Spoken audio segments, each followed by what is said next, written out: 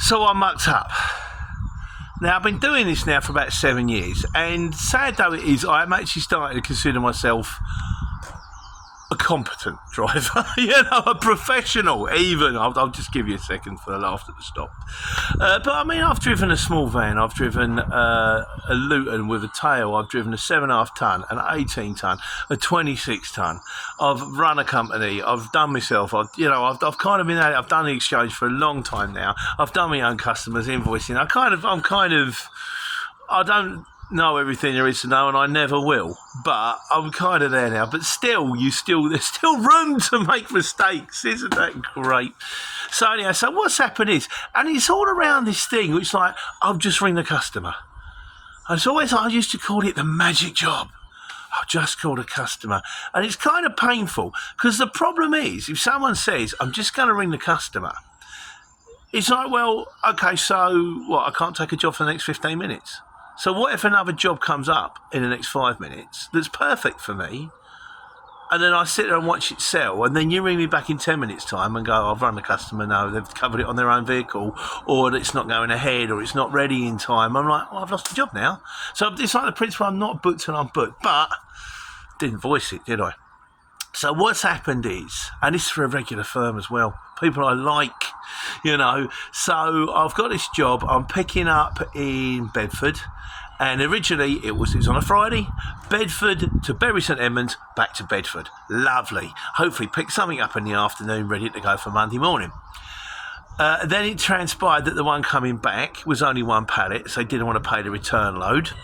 And then it transpired that there was a Bedford to Bedford, really short run, needing an 18 tonne, which would have got proper money.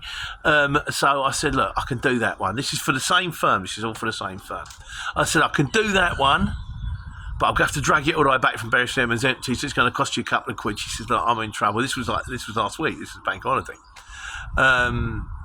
And she says, I will email them. I'll see what I can do. So, okay, I'll see what I can do. So, where am I with this one? What do I do? Just have to wait to hear from you? Anyway, so I'm thinking, well, what I may end up having to do, I did get a collection at somewhere around me, Leighton Buzzard, I believe. And it was like then suddenly one pings up, and it was Haverhill going to Bedford. Brilliant.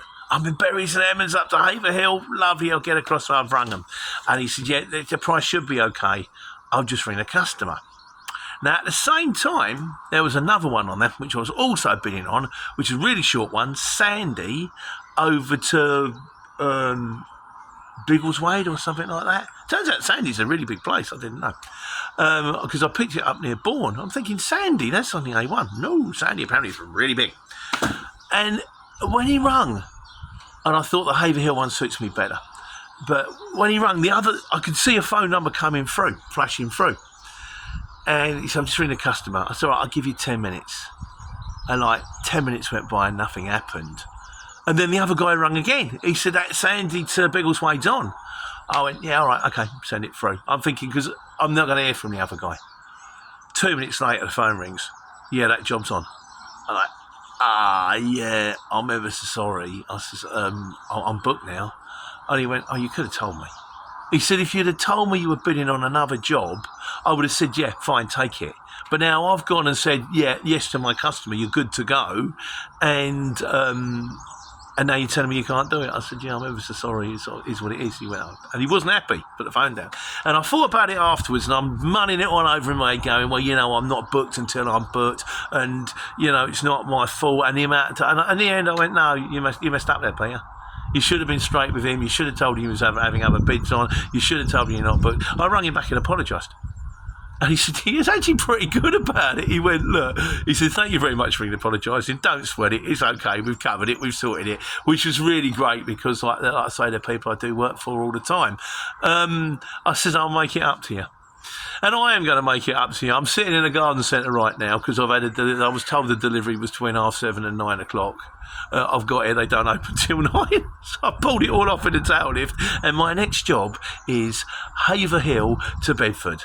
I'm doing it a week later. But this time, I won't mess up. I won't muck it up. But the big thing is, the whole point about this is, where do we stand, guys? I'll just ring the customer. What do?